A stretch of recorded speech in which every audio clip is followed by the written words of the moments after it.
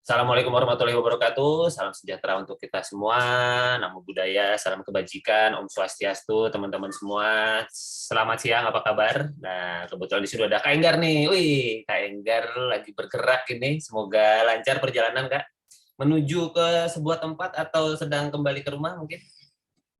Menuju ke sebuah tempat. Menuju ke sebuah tempat. Baiklah, semoga sinyal lancar, bisa menyimak apa yang disampaikan siang hari ini. Monggo, Pak Enggar, kalau sudah ada yang mau ditanyakan bisa dituliskan dulu di kolom chatting, nanti akan kita bahas bersama setelah ada yang sedikit saya mau sampaikan di awal video ini. Saya share screen dulu.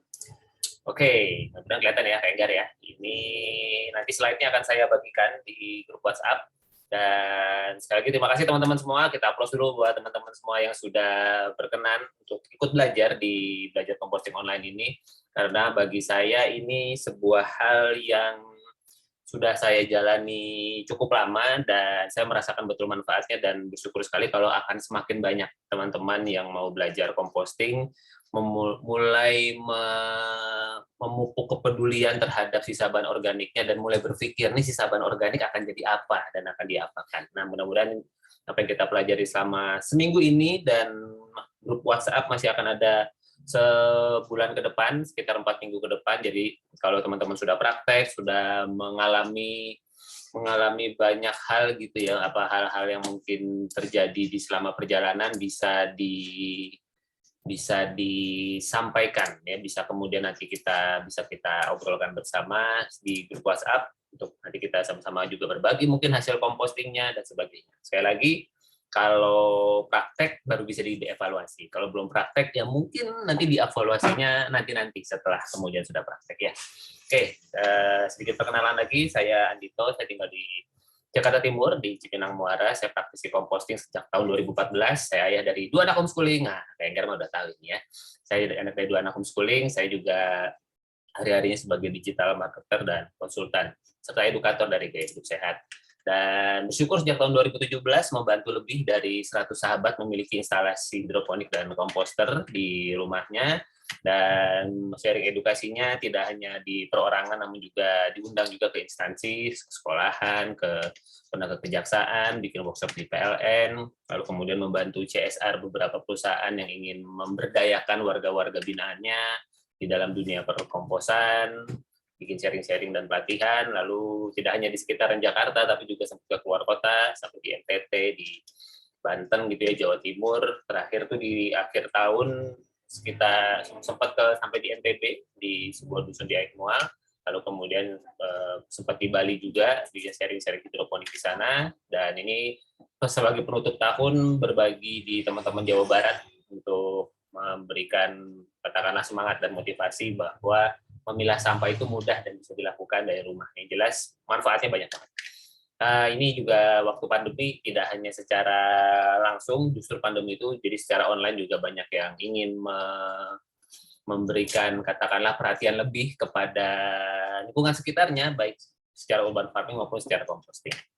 Oke, dan ini juga beberapa teman-teman mahasiswa juga pernah saya bantu untuk ya dapat pencerahan kurang lebih. Jadi bahwa jadi mahasiswa, jadi akademisi, punya karya itu bukannya tidak boleh, tetapi perlu memahami bahwa ada ekses terhadap sampah. Dan kalau sejak awal sudah dipertimbangkan, mudah-mudahan apapun karyanya, apalagi kalau usahanya di bidang yang sampah organiknya banyak, sudah mulai bisa dipertimbangkan bahwa sampah organik itu bukan sampah kalau kita bisa mengelolanya, karena dia sangat mudah sekali terurai sesungguhnya.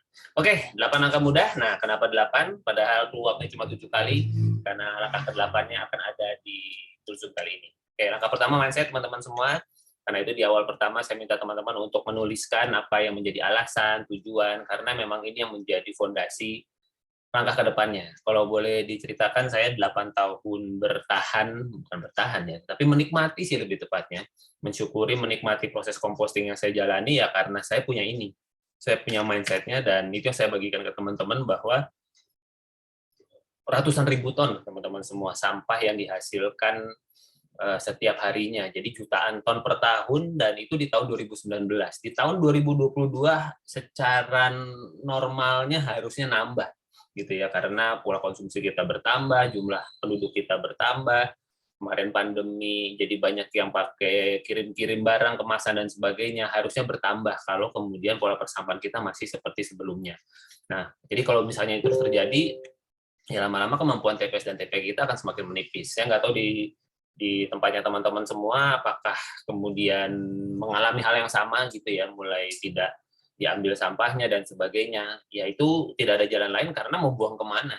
Nggak ada loh orang yang mau buang tempat sampah atau katakanlah ada tempat sampah di sebelah rumahnya gitu ya. Siapapun kita pasti cari rumah yang jauh dari tempat sampah. Namun sahabat semua, ketika TPS dan TPA ini bermasalah, siap-siap aja. Tidak jauh dari tempat tinggal kita, tiba-tiba jadi tempat sampah. Ya, kalau kemudian model bersampahnya seperti sekarang. Dan sekali lagi, sebetulnya semua sampah tidak jadi masalah selama terpilah. Karena kalau kita lihat berdasarkan fakta, itu ya yang kemudian disampaikan di SIPSN ya, kalau teman-teman googling aja ada SIPSN namanya Sistem Informasi Pengelolaan Sampah Nasional, dituliskan di sana bahwa komposisi sampah terbesar adalah memang dari sisa makanan dan dari rumah tangga. Nah, 40% ya. Jadi 40% itu makanan ya. Bayangkan kalau 40% makanan ini bisa diolah sendiri, itu yang 60%-nya itu jadi manfaat semua itu. Mau yang disebut kertas, karet, kain, kaca, logam lainnya, kayu ranting, sisa daun, semuanya pasti bisa dimanfaatkan. Selama nggak kecampur sama yang namanya sisa makanan ini. Dan rumah tangga adalah penyebab terbesarnya. Baru setelah itu ada pasar tradisional, dan ya rumah tangga ini nih teman-teman. Makanya kemudian saya kenapa membuat belajar composting online, nyasar one on one, teman-teman dari rumah, ya kayak homeschooling aja ya. Ini mumpung ada di sini isinya Kak Endar sama Kak Listia nih. Kurang lebih sama Kak, apa itunya semangatnya. Dari rumah, from home gitu ya, betul-betul dari rumah kita sendiri, karena kalau menunggu pemerintah punya kebijaksanaan, punya kebijakan, ya sama kayak homeschooling juga, kita mau nunggu sampai kapan gitu ya, nunggu sampai Pak Menterinya, ngomongin Menteri, Pak Menteri Pendidikannya aja sudah segitu progresifnya, tentu untuk ke bawahnya kan tidak mudah diterapkan karena ada mindset dan sebagainya. Nah, urusan sampah kurang lebih mirip kakak-kakak semua, ya mau menunggu kebijaksanaannya atau kebijakannya sampai ke arah sana, masih belum ada hilalnya kalau saya sih ngebayangin. Walaupun mentor saya Mbak Wildayanti sudah melakukan audiensi, sudah berkegiatan bersama dengan Bu Menteri, dengan Deputi Bidang Pemilahan Sampah dan sebagainya sudah gitu ya. Tapi dalam bentuk kebijakan yang menyentuh grassroots atau secara masif masih belum kerasa gitu. Sampai hari ini pun saya masih belum dapat gaungnya dan sebagainya. Mbak Wildayanti pun mentor saya tetap melaksanakan apa yang saya lakukan. Artinya edukasi, melakukan one on one, door to door, tapi dalam skala perusahaan dan sebagainya. Tapi dilakukan edukasi terus menerus karena memang urusan sampah ini memang perlu berangkat dari edukasi. Begitu tahu why-nya, bagaimana baru nanti masuk ke bagaimana, why-nya dulu gitu. Jadi kenapa kemudian ini menjadi penting, karena solusinya tidak ada yang lain sebetulnya kalau setelah direnung-renungkan gitu ya. Kita harus mulai dari rumah kita sendiri dengan composting, dengan memilah dan mengolah sampah dari sumbernya. Karena mengapa perlu melakukan composting? Karena ini 40-80% tumpukan sampah kita pasti berkurang. Tadi kelihatan ya dari diagramnya ya. Begitu 40% itu keambil, bisa kita olah sendiri, ya nggak usah 40% deh, 20%-nya aja, wah itu pasti sudah sangat mengurangi tumpukan sampah. Karena yang jadi masalah, yang jadi bau di TPS TPA kita pasti karena ada sampah organik keselip di sana. Nah itu yang kemudian kita coba olah sendiri supaya bisa menjadi sebuah langkah yang bisa kita lakukan bersama-sama dari rumah kita masing-masing. Nah, setiap sampah yang terpilah jadi manfaat, bisa memiliki nilai ekonomis, bisa menyuburkan tanah, membuat lingkungan menjadi lebih bersih dan menyehatkan. Nah, saya di program belajar composting ini membaginya jadi dua dulu aja deh teman-teman semua, yang organik dan yang anorganik, yang basah dan kering atau yang mudah terurai dan yang tidak mudah terurai. Dan ya semua sampah organik ya semua sisa ya, sisa dari konsumsi kita biasanya, dari bahan-bahan yang langsung dari hewan dan tumbuhan. Nah itu semuanya kita masukkan kategori organik. Lalu kalau yang kering ya selain itu semua yang kering, yang tidak mudah terurai. Kadang pertanyaannya ada di kertas. Kalau kertas ini gimana, Mas Andito? Apakah dia termasuk sampah organik? Karena kan dari pohon katanya. Iya benar. Jadi pohon, dan cara menilainya sebenarnya gampang aja. Jadi tinggal kita diamkan selama seminggu, 2 minggu, apakah ada penyusutan bentuk. Nah, kalau kertas selama seminggu sampai 2 minggu bentuknya tidak berubah, berarti dia adalah sampah tidak mudah terurai.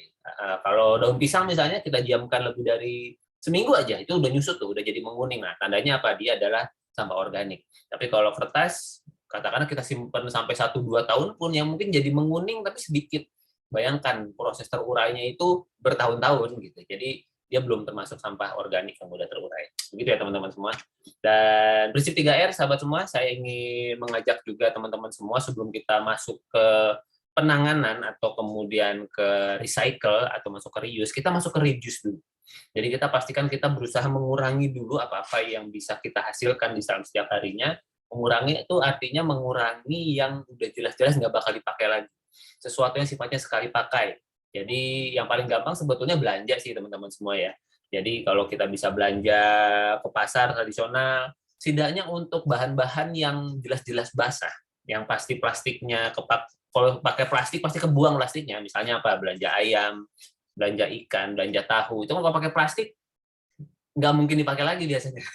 Kecuali teman-teman rajin banget nyuci plastiknya, jemur gitu, terus mau dipakai lagi atau dikembalikan lagi ke abangnya, bang nih biar dipakai ulang ya. Wah, itu mah top Margo top. Saya salut bener kalau bisa begitu. Tapi kalau andai kata tidak, bagaimana kalau kita yang mencoba mengurangi dengan cara ya udah kita kalau belanja ke pasar udah bayangin nih, oh oke, kita mau beli ikan, beli ayam, beli tahu, beli misalnya kelapa gitu ya, parutan kelapa ya udah kita bisa bawa 4, lebihin 2 atau 3 wadah gitu ya, wadah yang berkali pakai, udah kita bawa ke pasar dan lumayan kan ngurangin berapa tuh berarti ngurangin 4 sampai 7 lembar kantong plastik per hari. Jadi fokusnya adalah di penguranginya gitu. Wah, nanti kalau saya tiba-tiba lihat belanjaan yang lain kotaknya udah penuh ya udah beli aja, nggak ada masalah. Tapi kan Anda sudah ngurangin. Nah, jadi berfokus pada pengurangannya gitu. Bahkan untuk kemudian kantong plastiknya saya berusaha pakai yang bisa dipakai ulang lagi. Jadi misalnya emang dikasih plastik, saya maunya plastik yang gede sekalian gitu ya, yang pasti saya bisa pakai ulang lagi. Jadi itu yang menjadi semangat kita bersama, sahabat semua. Saya mengajak teman-teman, yuk kita reduce dulu. Karena dengan reduce, kita akan mudah untuk masuk ke reuse dan recycle-nya. Jangan kebalik mikirnya. Karena kebanyakan suka kebalik. Minum pakai botol kemasan, kan nanti bisa didaur ulang. Iya, kalau benar kedaur ulang. Kalau kita taruh di tempat sampah, terus akhirnya ke TPS atau TPA, nggak jadi didaur ulang dia. Jadi pastikan teman-teman fokusnya di reduce dulu, misalnya pergi bawa tumbler kah, sedapat mungkin tidak pakai botol yang sekali pakai dan sebagainya, itu sudah masuk di prinsip reduce yang akan sangat membantu pola keseharian dan pola persampahan kita. Karena nggak usah berpikir terlalu jauh teman-teman semua untuk ini bagus nih kalau kemudian semua melakukan. Iya, kalau semua melakukan. Kalau enggak, ya jangan sampai kita jadi nggak jalan gitu ya. Akhirnya urusan perkompostingan ini karena mungkin sebagian besar pesertanya juga teman-teman dari jaringan homeschooling, ya kurang lebih sama sih teman-teman. Semuanya benar-benar berdasarkan dari rumah dan semuanya boleh sebetulnya kalau saya ya. Jadi mau pakai metode komposting apa ya boleh gitu. Yang penting mudah, tapi teman-teman sudah tahu goalnya, tujuannya itu mengurangi dan tidak memasukkan sisa bahan organik kita untuk dibuang ke TPS atau TPA. Caranya, bagaimana caranya? Bebas, tinggal pilih. Boleh. Asik ya. Jadi, dalam composting juga prinsipnya boleh. Nah, jadi kalau sampah kering, kalau habis dipilah, wah itu bisa banyak tempat ya. Bisa teman-teman bisa dipakai daur ulang buat anak berkreasi, taruh di bank sampah, penampungan sampah kering, belikan pemulung, dan sebagainya.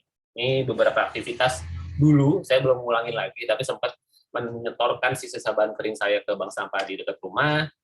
Dan kalau di Jakarta kebetulan ada aplikasi-aplikasi yang mendukung gerakan minim sampah. Ini salah satu favorit saya. Jadi saya kalau tiap bulan itu nyetok bahan-bahan yang bisa saya katakanlah kurangin kemasannya. Jadi beli minyak goreng, beli sabun cuci piring, sabun cuci buat mesin cuci, pengharum. Itu saya punya botol gitu. Nah, botolnya ini saya pakai bekas botol minyak goreng aja semuanya gitu ya. Itu kemudian bisa diisi ulang dengan bahan-bahan itu gitu. Jadi mereka jualnya curah dan saya kemudian tinggal nyiapin bahannya aja, wadahnya aja. Nah, jadi lumayan banget ngurangin kemasan. Dari sisi harga sih ya beda-beda tipis, nggak jauh beda banget. Tapi ngurangin kemasannya ini yang menyenangkan. Lalu kemudian ada armada kemasan, Duitin. Kemarin saya dapat informasi ada startup lagi yang kemudian ngumpulin sampah dan sebagainya. Mudah-mudahan akan semakin banyak karena urusan sampah ini memang semakin genting kalau kemudian kita tidak menaruh kepedulian sejak sekarang. Jadi yuk kita mulai memilah sampah kita. Dan langkah kedua, kita siapkan 2 tempat sampah. Dan terima kasih teman-teman yang sudah menyetorkan ya. Ini dari semua yang disetorkan bagus-bagus semua ya. Karena isunya ada di tempat sampah buat organik.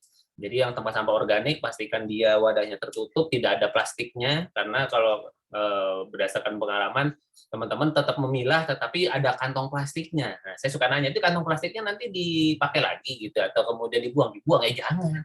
Kalau gitu ya mendingan nggak usah pakai plastik sekalian, langsung pakai wadah aja, nanti dicuci lagi wadahnya setelah sampah organiknya diolah. Jadi jangan menambah sampah.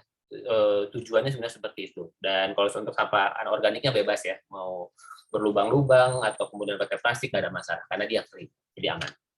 Oke, langkah ketiganya kita tentukan metode compostingnya. Terima kasih teman-teman yang sudah menentukan dan yang nyetorin fotonya kebanyakan akan melakukan dengan ekoenzim ya. Mantap. Oke, itu sudah sebuah langkah yang luar biasa.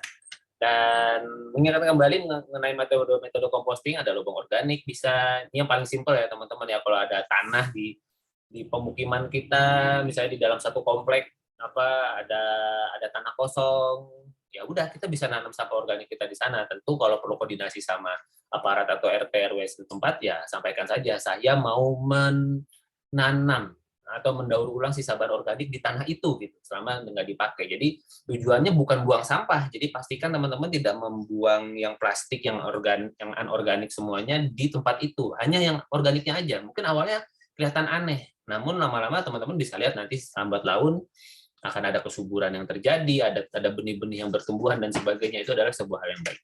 Nah, kemudian bisa pakai komposter, bisa pakai kompos pot ya. Kompos pot itu betul-betul pakai pot bunga gitu ya, atau kemudian pot tanaman. Prinsipnya gampang banget, kasih tanah di bawahnya, kasih sampah di atasnya, yang udah dikasih mol dan sebagainya, tutup lagi pakai tanah. Ya ini kalau nggak salah Kak Enggar ya waktu itu bertanya itu sebesar apa potnya ya. Kak Enggar punya pot segede apa gitu. Semuanya bisa dipakai. Semakin besar potnya, semakin bisa bikin beberapa lapis, bisa jadi 3 sampai 4 lapis. Tapi kalau kemudian potnya kecil, mungkin hanya bisa 1 lapis saja, ya udah nggak apa-apa 1 lapis saja. Yang penting, tapi artinya kakak perlu punya cukup banyak. Minimal sih menurut saya kalau kemudian cuma bisa sekali, berarti kakak setidaknya perlu punya 7 sampai 10 pot untuk kemudian mengompos dengan cara kompos pot. Karena nanti di pot yang pertama itu akan dipanen di hari yang ke-10, bisa dilihat hasilnya, kurang lebih seperti itu. Nah, pakai coenzim juga bisa ya teman-teman semua ya, nanti rumusnya juga bisa kan kita pelajari. Dan nah ini yang lagi saya belajar nih teman-teman semua ya, jadi saya lagi belajar ngolah sampah pakai maggot ya, pakai maggot BSF. Itu betul-betul apa ya, buat saya pribadi nih teman-teman, ini baru perdana saya berbagi tentang maggot ini di kelas belajar composting, karena juga saya juga lagi belajar. Saya baru masuk ke hari 22 hari ini dan saya melihat bagaimana maggot-maggot ini benar-benar ngolah sampah organik itu dengan cara yang amat sangat cepat, sangat minim aroma gitu ya, padahal yang masuk adalah sampah organik terus-menerus dan luar biasa. Maggot ini keren banget. Nah, yang keempat kita membuat mol teman-teman semua. Jadi mikroorganisme lokal adalah sebuah katakanlah organisme yang memang sengaja kita hadirkan supaya proses pengomposannya lebih cepat. Ya, kalau yang tadinya mungkin pengomposannya hanya membutuhkan waktu 2-3 minggu, bisa jadi dalam waktu 1-2 minggu saja itu bisa jadi sudah terkompos dengan cukup baik. Ya, kita syaratnya menyediakan bakterinya atau organismenya dengan cara ya udah pakai cucian air beras dan gula, itu sudah sangat cukup. Pastikan teman-teman yang sudah bikin ini sama seperti ekoenzim yang dibuat, setiap hari awal-awal dibuka dulu ya supaya gasnya keluar, sampai kemudian ya sekitar seminggu lah, sampai kemudian ketika teman-teman buka, oh gasnya sudah mulai sedikit, nah itu sudah mulai mungkin bisa dibuka per 3 hari atau per 5 hari juga udah bisa. Nah, yang kelima, siapkan penggembur. Terima kasih sudah ada yang menyerahkan foto penggemburnya. Dan penggembur ini penting untuk teman-teman, misalkan nanti ketika mengompos dapat tantangan aroma, bau, atau mungkin belatung yang terlalu banyak, kasih penggembur saja supaya kemudian sampahnya tidak terlalu lembab lagi. Dan mencacah sampah menjadi sebuah cara yang penting. Nah, masih foto yang sama, ada tekan sampah di sini karena akan membuat proses pengomposan lebih cepat ketimbang sampah yang tidak dicacah. Nah, yang ketujuh saatnya composting. Nah, yang baru nyetorin foto baru Kak Listiani ya, yang sudah menyetorkan foto ekoenzimnya. Mantap Kak. Paling catatan saya adalah saya pengen lihat hasil sih sebenarnya. Ini yang dimasukin batang bayam, terus kemudian ada apa tuh ya, kalau nggak salah, pokoknya ada kulit jagung. Ini apakah kemudian hasilnya cukup enak di aroma, dari sisi aroma? Nanti coba saya dikasih ceritanya ya Kak Listia ya, walaupun mungkin nanti grup ini cuma bertahan 1 bulan, tapi ketika nanti sudah lewat, saya pengen tahu hasilnya setelah 3 bulan aromanya seperti apa dibandingkan yang nggak ada sayurannya. Karena berdasarkan pengalaman saya ketika batang bayam itu tidak cukup keras sebetulnya Kak Listia, kalau saya boleh sharingkan. Jadi dia tidak cukup keras sehingga ketika direndam terlalu lama dia jadi lembek. Begitu dia lembek, dia kecampur sama si ekoenzimnya, dan itu membuat ekoenzim jadi lebih slimy seperti itu, dan itu kurang enak untuk kemudian diaplikasikan sebetulnya. Jadi ekoenzim yang saya pahami memang dari kulit buah, semakin keras kulitnya sebenarnya bagus gitu ya. Ya masih pepaya oke. Tadi kalau nggak salah di sini ada kulit labu segala macam, sebenarnya sih masih oke. Yang penting dia keras. Nah, sayuran ini sebatang-batangnya, kecuali serai ya. Kalau serai kan masuk ke bumbu dan itu bagus. Saya pengalaman bagus sih apa kalau pakai potongan batang-batang serai. Tapi kalau yang bayam ini pengalaman saya dia jadi lembek. Begitu lembek dia malah membuat kualitas ekoenzim tidak sebagaimana yang kita harapkan. Kalau untuk diaplikasikan di rumah tangga. Tapi kalau kemudian tujuannya buat memulihkan sungai gitu ya, atau kemudian membersihkan got dan sebagainya, nggak ada masalah, tinggal dituangkan saja. Jadi ya teman-teman semua. Nah, saya sedikit cerita bahwa perjalanan saya di dunia composting ini dimulai di tahun 2014 ya seperti sudah 9 tahun yang lalu, udah nambah lagi nyantai. Sudah 9 tahun yang lalu, mentor saya Mbak Udayanti datang ke rumah untuk kemudian membantu saya mengantarkan komposter ini yang sampai hari ini masih saya pakai, teman-teman semua komposternya. Nah, ini sudah membantu saya selama 9 tahun lebih tidak membuang sisa bahan organik saya ke depan. Dan yang saya lakukan sama seperti yang teman-teman semua, saya cacah sampahnya. Ini waktu dulu masih rajin ya, pakai talenan dan pisau, sekarang sih udah pakai gunting merah hitam saya itu.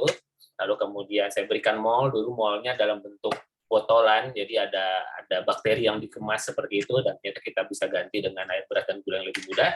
Lalu kemudian penggemburnya juga karungan, waktu itu sudah satu set dibawakan, dia bentuknya kayak abu gosok seperti itu, dan memang menyerap sangat baik sekali. Nah, teman-teman bisa ganti pakai serbuk gergaji, atau pakai sekam bakar, dan sebagainya.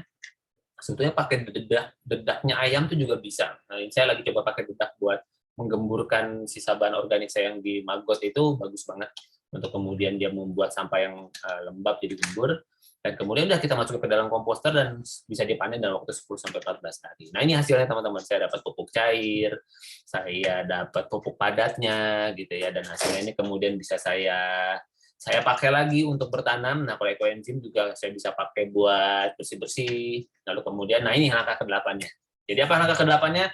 Ulang lagi ya teman-teman semua, silakan diulang lagi proses compostingnya dari awal sampai akhir. Nah, jadi ini yang kemudian bisa kita dapatkan teman-teman semua, hasil ini efek samping ya dari hasil kita ngompos, kita punya pupuknya. Nah, pupuknya sangat bermanfaat, hasilnya ya mungkin bukan yang wow besar gitu ya, namun buat saya pribadi memuaskan gitu, karena saya betul-betul nggak pakai pupuk yang lain selain pupuk bawaan dari media tanam yang biasanya ada pupuk kandangnya, plus sampah organik yang sudah terurai menjadi pupuk organik padat dan cair, dan itu yang saya terapkan di metode tanam organik di rumah saya. Jadi nggak hanya pakai model tanah, tapi juga pakai tanah yang di polybag pun juga hasilnya top market. Dan ini modelnya raised bed ya namanya, jadi tinggal seperti bikin pot di atas tanah seperti itu. Nah, udah waktunya panen deh biasanya ujung-ujungnya ya. Dan ya kadang-kadang suka enggan panen, enak lihatnya soalnya ya tanaman-tanaman ini, cuma ya kalau dibiarin nggak dipanen dia jadi terlalu membesar gitu, terus kemudian malah jadi tua, jadi nggak bisa diapa-apain lagi, akhirnya jadi kompos lagi gitu. Nah, ini yang kemudian buat saya pribadi ini masih PR. Mungkin karena saya tidak jadi petani yang jual sayur ya, jadinya apa ya, saya senang aja ngeliat tanaman bertumbuh, terus kayaknya mau dimakan kok saya gitu. Nah, itu saya masih punya penyakit seperti itu nih teman-teman semua. Jadi kembali ke soal compostingnya, apa yang kita lakukan sebetulnya bisa jadi bukan buat hari ini, sahabat semua. Apa yang kita lakukan belajar composting ini mungkin manfaatnya baru terasa nanti untuk anak-anak kita terutama ya. Mereka melihat pola yang dilakukan oleh orang tuanya, mindset bahwa menghargai sisa bahan organik. Jadi bahwa yang kita buang itu bukan sampah sebetulnya, tetapi sisa-sisa yang masih bermanfaat. Jadi mudah-mudahan kita ya seperti mewariskan sesuatu yang baik lah melalui anak-anak kita, melalui apa yang kita lakukan, dan mudah-mudahan apa yang kita lakukan bersama teman-teman semua, siapapun yang hadir di program belajar kali ini bisa menjadi pionir-pionir, bisa menjadi pelopor-pelopor composting di tempat kita masing-masing. Kita mulai dari rumah kita sendiri. Begitu ya teman-teman semua. Dan sekali lagi ini media sosial saya, kayaknya teman-teman di sini sudah tahu semua ya. Maksudnya artinya kita sudah bisa berkomunikasi dengan media sosial yang ada. Jadi ya, silakan ditanyakan saja kalau kemudian nanti dalam proses composting, andai kata grup WhatsApp sudah selesai, sampaikan saja kalau ada yang mau ditanyakan. Oke, saatnya kita tanya jawab dan terima kasih. Semoga bermanfaat. Oke, teman-teman semua, ini kebetulan kita hanya tinggal punya waktu 10 menit karena saya masih pakai Zoom yang gratisan. Jadi nanti sahabat semua silahkan klik lagi ya, nanti klik lagi di link yang sama yang sudah disampaikan di grup. Nanti kita masuk lagi ke ruang yang sama kalau kemudian sesi tanya jawabnya masih mau dilanjutkan. Nah, oke, kita masuk ke sesi tanya jawab. Saya jawab dulu ya pertanyaan dari Kak Enggar. Mau tanya tentang komposter yang kira-kira sedikit nggak banyak belatung atau cacing apa ya Mas? Oke, kita bahas dulu tentang belatungnya dan tentang cacingnya. Jadi belatung dan cacing menurut saya adalah dua organisme berbeda nih Kak Enggar. Jadi kita kalau bicara tentang belatung adalah larva dari lalat biasanya, bisa lalat hijau, bisa lalat black soldier fly yang saya kembang biakan itu. Nah, itu niscaya ada. Ya, kalau kita mengolah sisa bahan organik biasanya pasti ada. Nah, tinggal pertanyaannya adalah mau seberapa banyak. Karena kalau terlalu lembab sampah kita, pasti jumlahnya jadi sangat banyak sekali berkembang biaknya. Dan sebenarnya sih nggak ada masalah ya. Hanya saja nanti kalau semakin banyak belatungnya, biasanya bersamaan dengan aroma yang juga semakin tidak enak. Nah, ini yang kemudian kita perlu kendalikan. Itulah pentingnya Kak Enggar perlu penggembur. Jadi kalau pertanyaannya kepengen nggak banyak belatung, pastikan Kak Enggar punya penggemburnya dengan jumlah yang cukup. Sehingga si sisa bahan organiknya digemburkan. Nah, kalau cacing itu biasanya dia habitatnya ada di tanah, Kak. Jadi kalau misalnya kakak pakai model kompos pot atau kemudian lubang organik, itu biasanya cacingnya akan berbahagia gitu ya. Karena apa? Karena tanahnya bernutrisi, dia akan kemudian berkembang biak dengan baik, dan sebetulnya cacing adalah indikator yang bagus Kak Enggar untuk kemudian menandakan bahwa tanahnya akan menggembur, bahwa tanahnya akan baik untuk ditanam. Jadi kalau buat saya pribadi sebetulnya cacing dan belatung itu tidak untuk dihindari, tetapi untuk dijaga ya jumlahnya. Gitu. Apalagi kalau cacingnya cacing tanah, wah itu di apa ya, disebar-sebar kalau saya gitu. Misalnya saya berapa itu satu pot isinya banyak gitu, itu saya bagi-bagi tuh, taruh pot sana taruh pot sini gitu ya. Karena biarkan dia nanti karena cacing itu memang tugasnya dia menggali lubang gitu ya, dan akar tanaman itu membutuhkan rongga.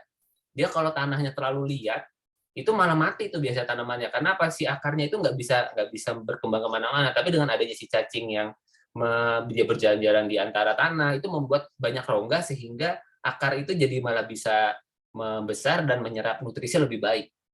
Nah, itulah fungsinya cacing. Jadi kalau mau dicari yang sedikit, sebetulnya hampir semua metode pasti ada, tinggal kita kendalikan. Jadi kalau kakak mau sedikit, pastikan kakak punya penggemburnya. Kurang lebih seperti itu. Wih, begitulah, kita masih punya waktu sekitar 6 menit. Ada yang mau ditanyakan mungkin? Ada Kak Listia atau Kak Enggar lagi? Silakan langsung open mic saja. Oh, Kak Listia dulu, silakan Kak. Ya. Selamat siang, Kandi. Selamat siang, Kak Listia. Gimana? Lancar? Untuk, Alhamdulillah. Untuk yang ekoenzim, jadi kan saya tuh baca-baca dari IG dan YouTube-nya orang ya, katanya harus lebih baik gitu mencampurkan 5 jenis sampah dan sayuran, 5 jenis sampah sayuran dan buah-buahan gitu. Nah, tapi yang pas saya lihat di Kandid itu kayaknya cuma ada yang kulit jeruk aja gitu kan ya. Betul. Cuman satu. Nah, itu gimana tuh? Yang lebih baiknya gimana? Silahkan dicoba sebetulnya. Jadi ketika kakak melihat YouTube yang di sana dan dia menyatakan berhasil, dicoba.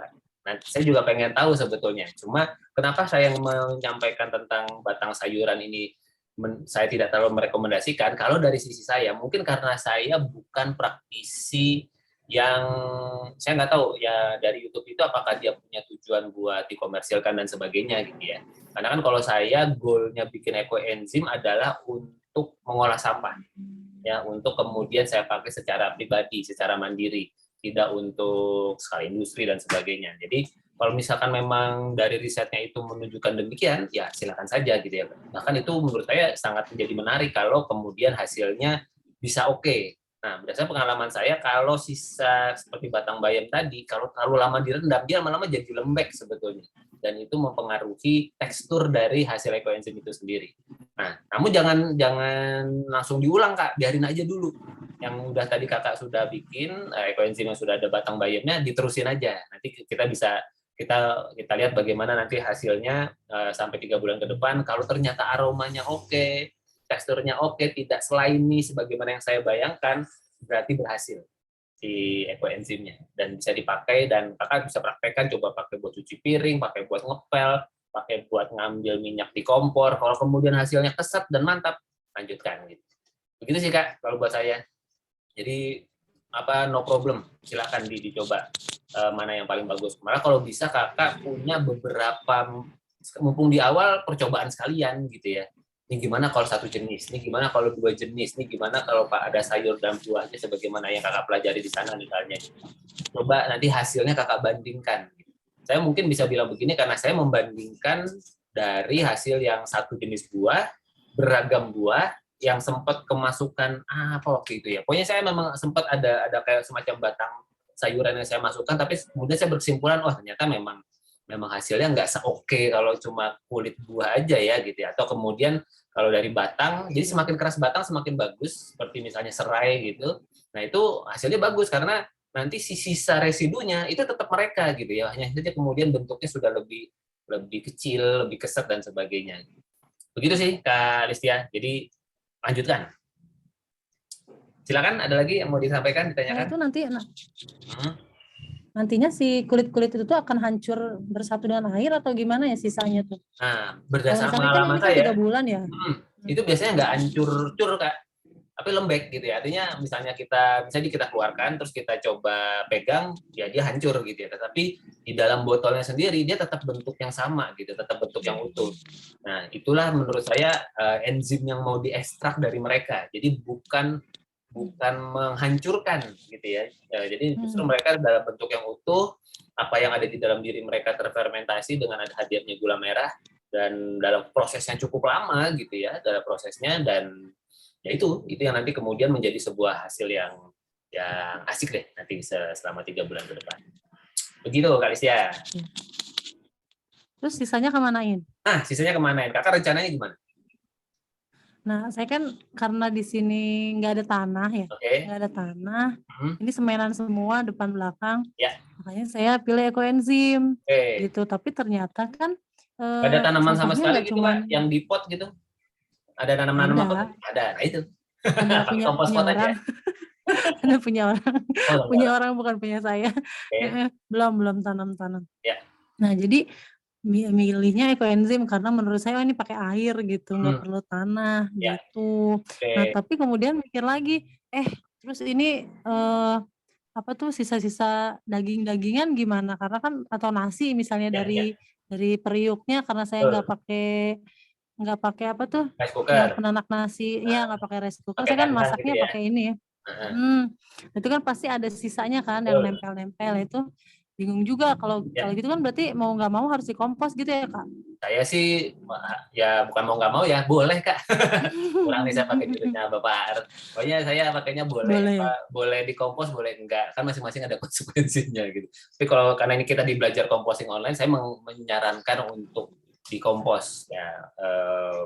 Saya nggak tahu lingkungan tinggalnya Kak Alistia, tapi saya membayangkan harusnya sih biasanya tempat tinggal kita di Jakarta sepadat-padatnya kita tetap masih bisa menemukan tanah kosong sebetulnya yang tidak jauh dari rumah kita. Nah, pertanyaannya tanah kosong ini punya siapa? Apakah dia fasum? Apakah dia kemudian sesuatu yang bisa kita akses atau perlu izin dan sebagainya? Nah, kompos potnya bisa ditaruh di sana sebetulnya. Kalau dia fasum misalnya, atau kemudian misalnya tanah kosong yang tidak bertuan, ada tuannya tapi tuannya nggak pernah nengok, nah kita bisa mungkin minta izin buat mengompos di sana. Jadi bukan buang sampah mindsetnya ya, jadi bukan buang sampah, benar-benar bukan buang sampah. Saya sedang ngompos nih, lagi mau menyuburkan tanah di sana, menggunakan sisa bahan organik saja, lagi belajar, mau praktek dan sebagainya. Ya ngobrol-ngobrol seperti itulah Kak. Untuk kemudian tujuannya apa sih? Tujuannya begitu supaya ini nggak nambah sampah di di TPS, karena kan kita bisa lihat nih bagaimana ketika sampah nggak diambil ngerepotin nggak nih satu kampung nih gitu ya, ketika kemudian mulai bau apa segala macam. Nah, kita bisa kok bikin sampah kita nggak bau kalau walaupun nggak diambil dengan cara kita tanam dengan lubang organik.